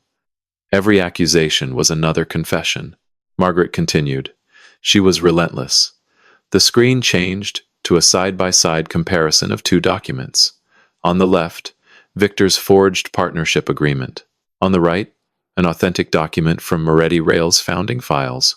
"A certified forensic document examiner," Margaret said, "has confirmed that the partnership agreement presented by Victor Moretti is a fabrication. The paper stock was manufactured in 2019, not 2004 as dated. The ink composition is inconsistent with the alleged signing period. And Mr. Moretti's signature was digitally replicated from a check endorsed in 2021. The document is a forgery, complete and deliberate." Patterson cleared his throat. He removed his glasses and polished them with a trembling hand. He could not look at Victor. 6 months of private meetings. 6 months of promises and handshakes. He had nearly endorsed a murderer's claim to a $3.5 billion empire. Margaret tapped once more. Another document appeared. Sarah's voluntary waiver of inheritance rights. This document, Margaret said, was presented to Mr. Moretti's daughter Sarah under false pretenses by Victor Moretti in November. He told her that her father requested it. He told her that signing was an act of love. In reality, it was designed to eliminate the only legitimate heir so that Victor's fraudulent claim would face no legal challenge. I looked at the empty chair beside the board members where Sarah would have sat. She was downstairs in the lobby with Danny, waiting. I had not wanted her to hear the next piece of evidence. It would have broken her. Margaret played the final recording.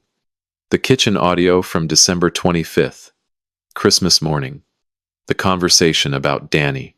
Victor's voice filled the room. "What about the kid? He is dead weight. Do you know how much kids cost? We need every cent for the lawyers." Then Vanessa's reply. "He is getting suspicious. Those same judging eyes as his father. He is a liability." Victor again. "We cannot risk it. Send him to my sister in Ohio. Out of sight, out of mind." Vanessa. "I cannot take another day of his face." The recording ended. The silence that followed was absolute. Webb was still in the corner. Patterson had his head in his hands.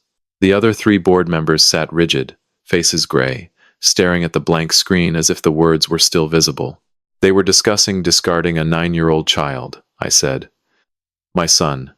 Their own flesh and blood. Not because he was in danger, not because he needed help, but because he was an inconvenience.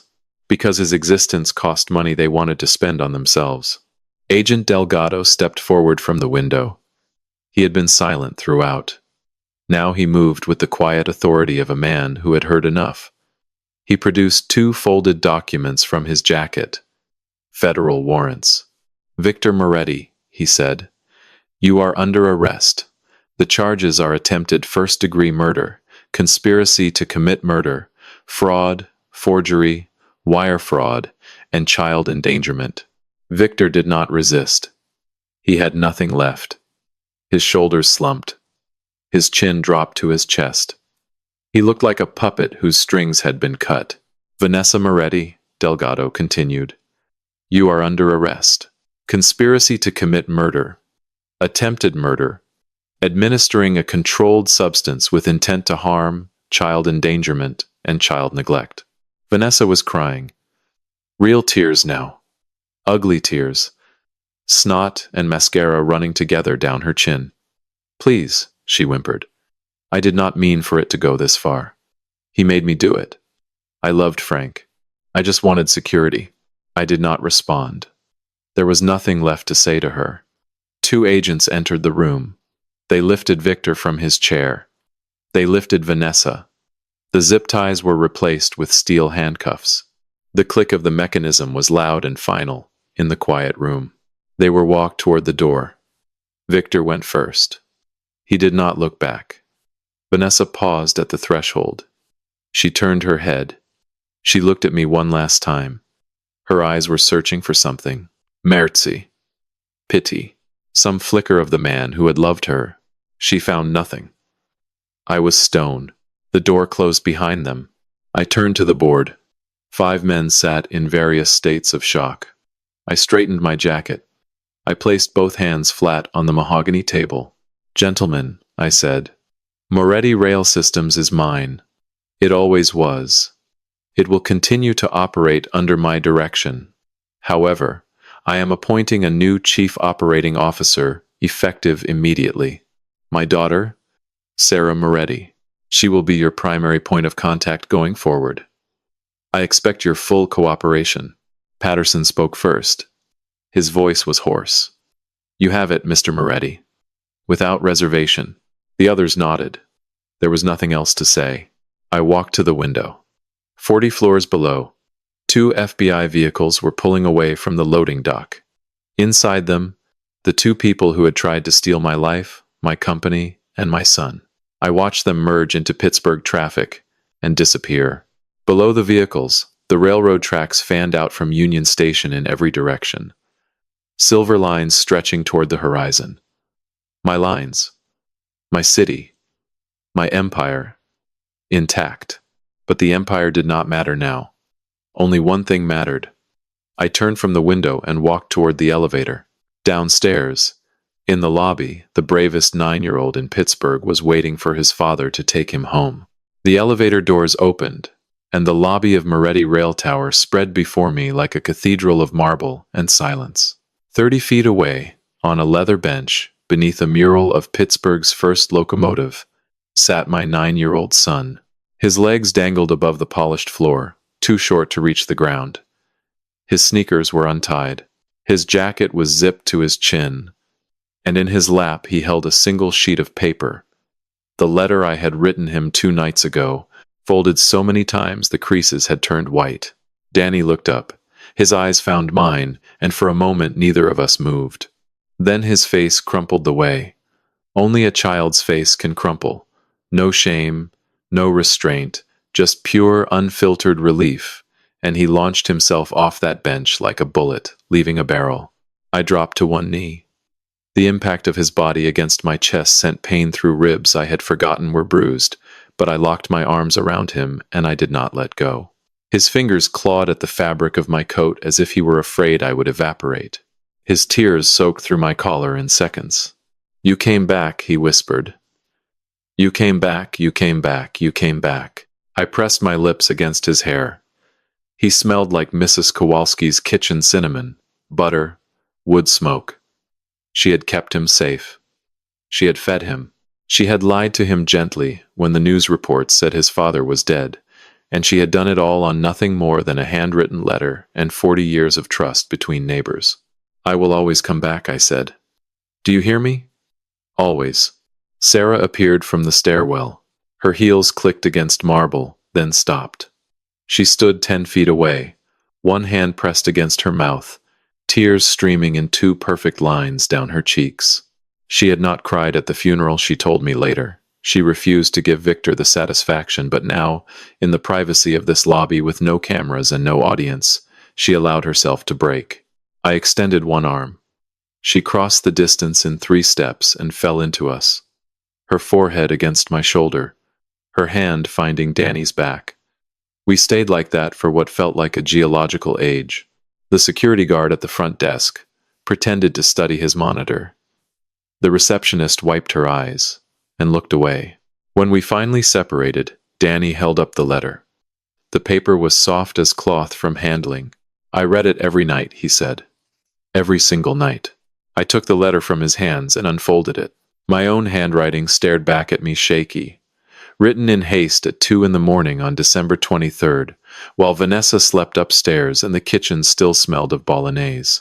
Danny, if you are reading this, it means I am gone for a little while. But I need you to be brave.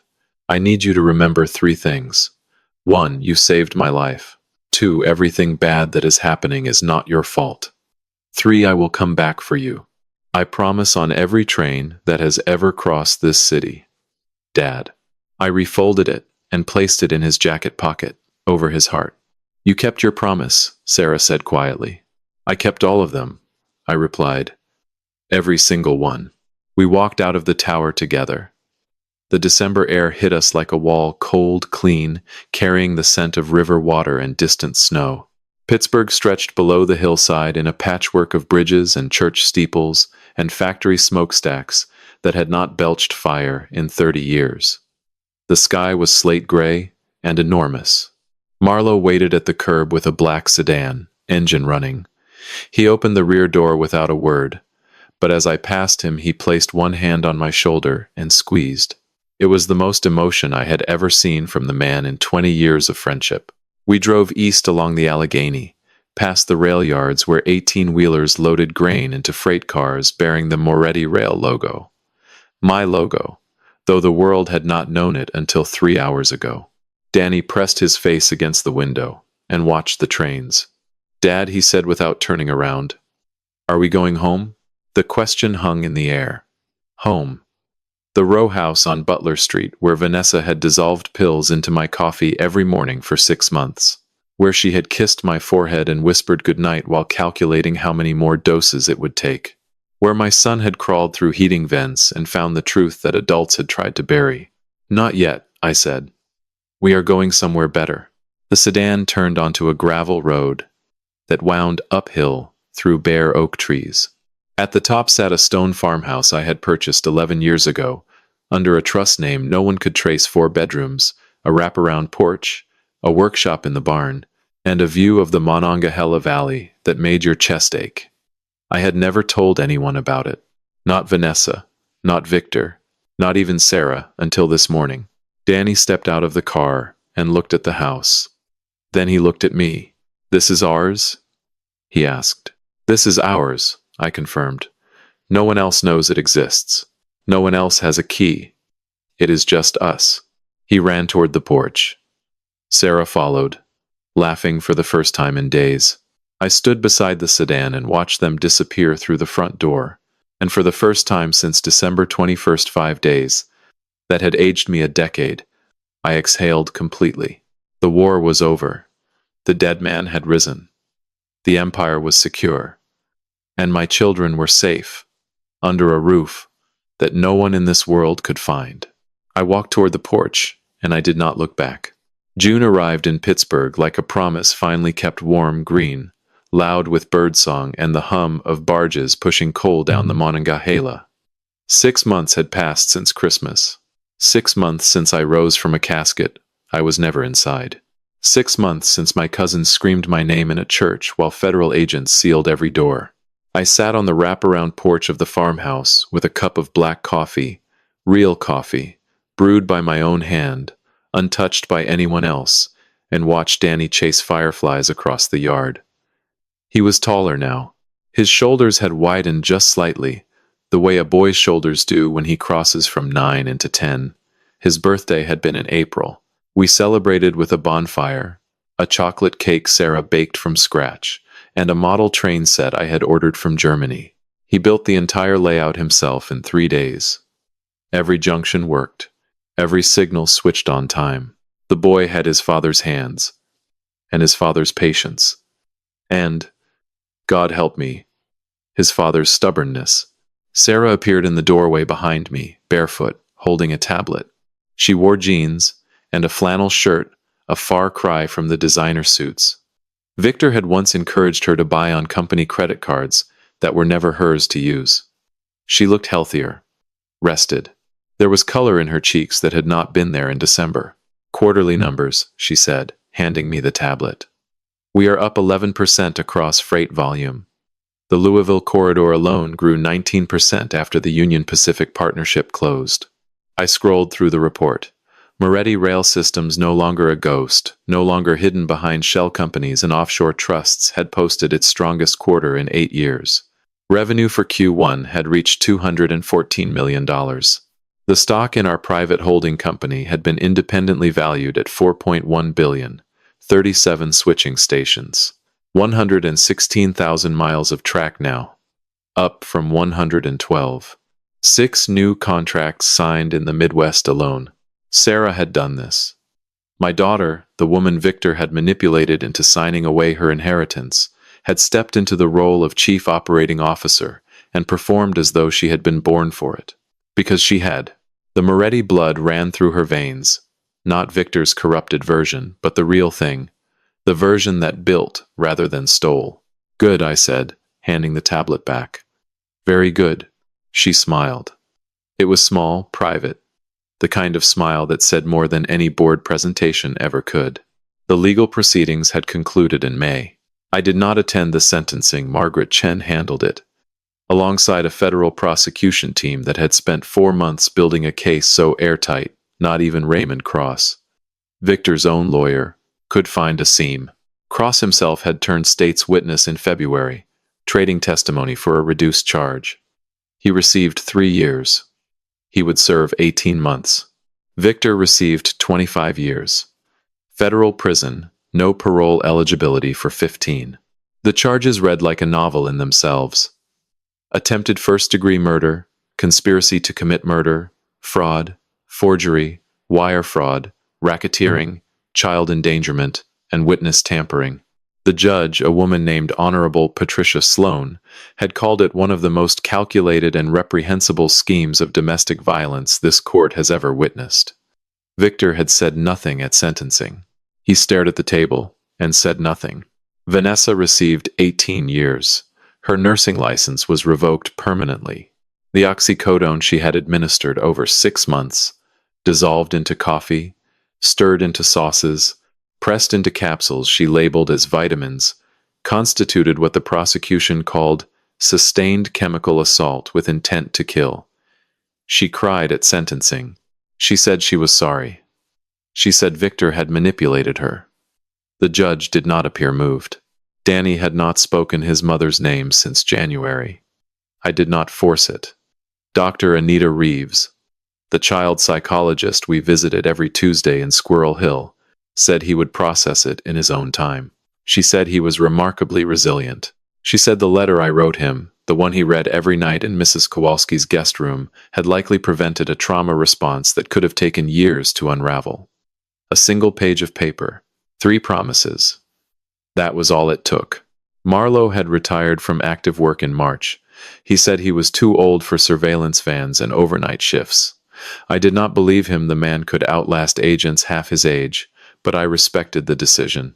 He lived 40 minutes north now, in a cabin on a lake, and came to the farmhouse every other Sunday for dinner. He and Danny played chess. Danny won more often than he should have been able to at 10 years old. Dr. Petrov continued to monitor my blood work monthly. The oxycodone had cleared completely by February. My liver function returned to normal by April. The tremors in my left hand, the ones Vanessa had convinced me were early, Parkinson's disappeared entirely once the poison stopped. I was 67 years old, and for the first time in 2 years I felt like it rather than 90. The farmhouse had become home. The row house on Butler Street sat empty, locked, awaiting sale. I would never set foot in it again. Some places absorb too much evil to ever feel clean. But this stone house on the hill, with its porch, its view, its barn workshop where I rebuilt a 1967 Ford Mustang with Danny on weekends, this was sanctuary. I sipped my coffee and watched my son run through the tall grass, a glass jar in one hand, chasing light he could never quite catch. And I thought, this is what survival looks like. Not Thiele Towers, or the quarterly reports, or the billions in valuation. This, a boy running, a daughter laughing inside, a summer evening with nowhere to be and no one trying to kill you. This was enough. This was everything.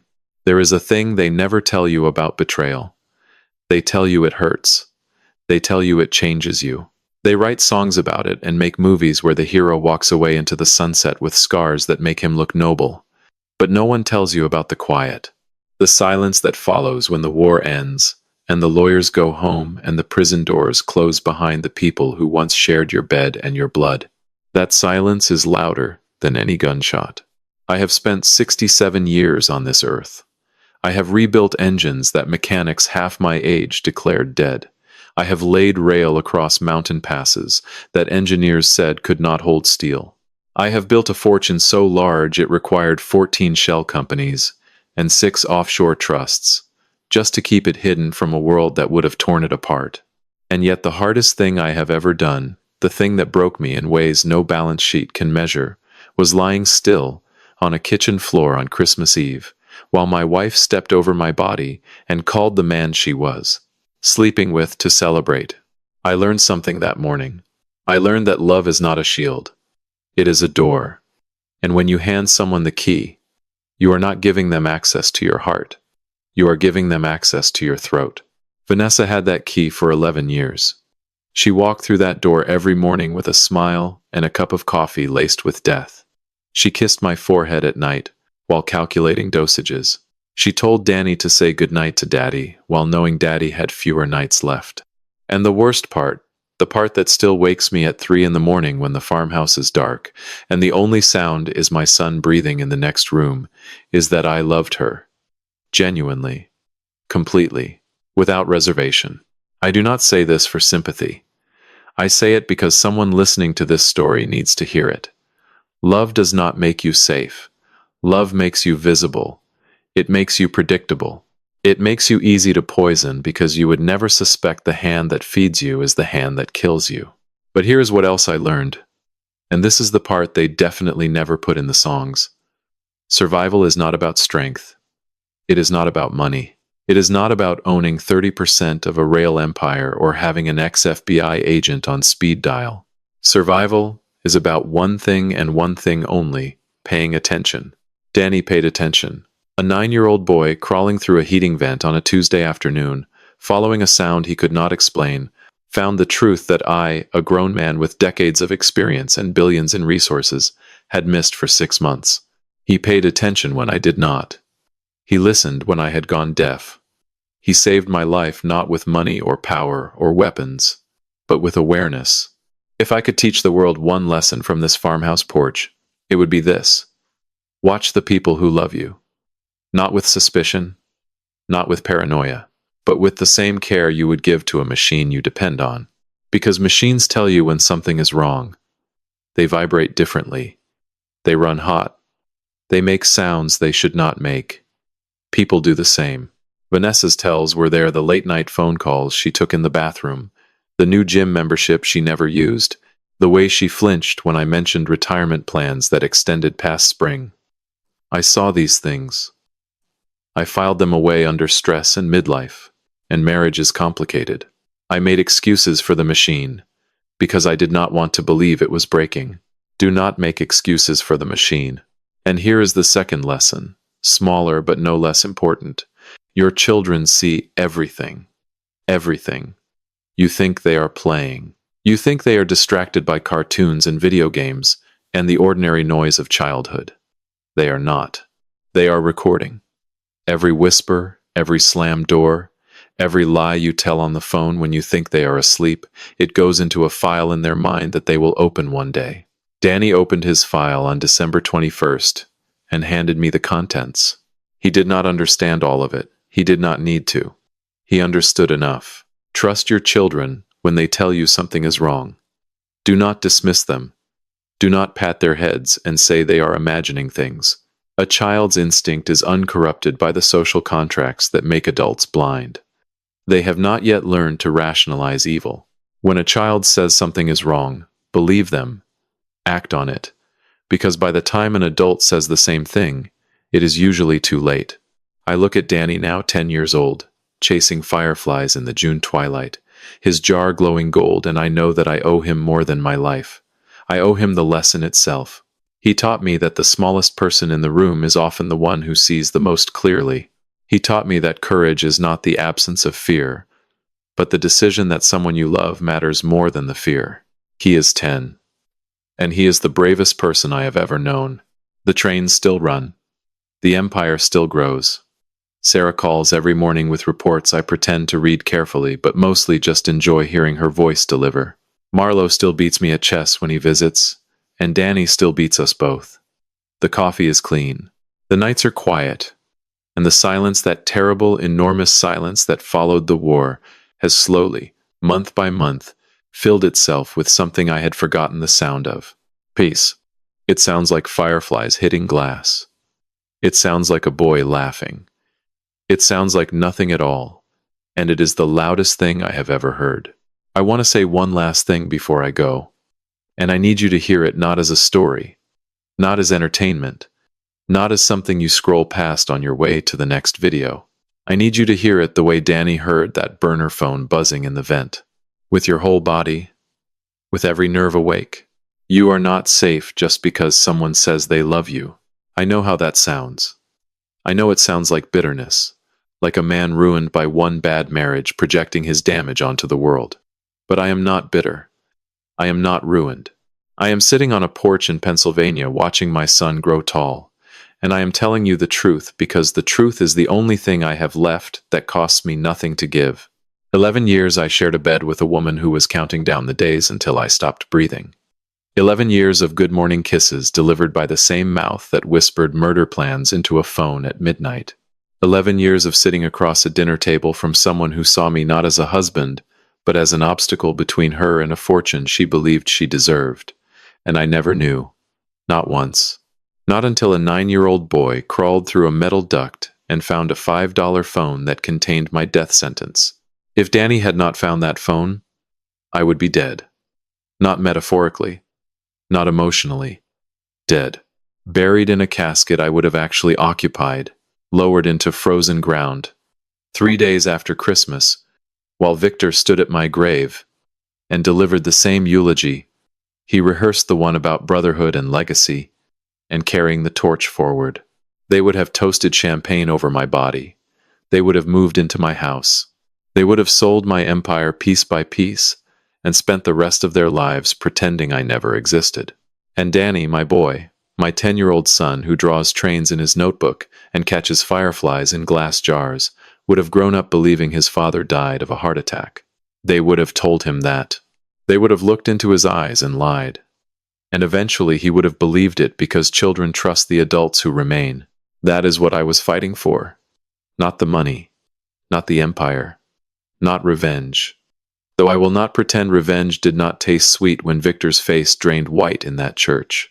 I was fighting for the truth. For Danny's right to know what happened. For his right to grow up in a world where the people around him are not lying every time they open their mouths. So here is what I want you to take from this. 3 things. Write them down if you need to. Tattoo them on your wrist. I do not care how you remember them, but remember them. First, pay attention to the small things. The phone calls that get taken in another room. The new passwords on devices that used to be unlocked. The vitamins that appeared from nowhere. The schedules that shifted without explanation. These are not quirks. These are symptoms. And symptoms, if you catch them early, can save your life. Second, believe your children. I said it before, and I will say it again because it cannot be said enough. When a child tells you something is wrong, they are not performing. They are not seeking attention. They are reporting what they see with eyes that have not yet learned to look away. Danny did not understand what oxycodone was. He did not know what a forged partnership agreement meant. But he knew that a hidden phone with angry messages was dangerous, and he brought it to the one person he trusted. If I had dismissed him, if I had said, "Go back to bed, son, it is nothing, I would not be here." Third, your worth is not your wealth. Victor wanted my empire. Vanessa wanted my money. Neither of them wanted me. And for a long time, longer than I would like to admit, that knowledge burned worse than the poison in my blood. But I have made peace with it now. Because Danny did not save me for my money, Sarah did not come back for the stock options. They came back because I am their father. That is enough. That has always been enough. I am Frank Moretti. I am 67 years old. I am a mechanic, a rail-yard ghost, a dead man who refused to stay dead. And I am alive because a little boy loved his father more than he feared his mother. That is the whole story. Every word of it true. Every name real. Every lesson paid for in blood and sleepless nights and 6 months of poison disguised as love. Now I have a question for you. If you made it this far, if you listened to every word, if something in this story made your chest tight, or your eyes sting, or your mind drift to someone in your own life whose behavior does not quite add up, then do something for me. Hit that subscribe button, not for me, not for the algorithm, for yourself. Because this channel exists to tell stories like mine, stories no one else will tell, stories that might save someone the way Danny saved me. Every subscriber means this story reaches one more person who might need to hear it. One more person who might check their coffee tomorrow morning. One more person who might listen when their child says something is wrong. Leave a comment below. Tell me, have you ever had someone betray you? Have you ever felt that silence I described, the one that comes after? You do not have to share details. Just say, "I understand." That is enough. Because when I was lying on that kitchen floor pretending to be dead, the loneliest part was believing no one in the world would ever understand what it felt like. Prove me wrong. And if you know someone, a friend, a brother, a mother, a neighbor who is in a situation that does not feel right, send them this story. You do not have to explain why. Just send the link. Let them hear it. Let them decide for themselves what it means. The trains are still running. Danny is still catching fireflies. And somewhere out there, right now, someone is drinking coffee they did not make themselves and trusting a smile they should not trust. Pay attention. I will see you in the next one.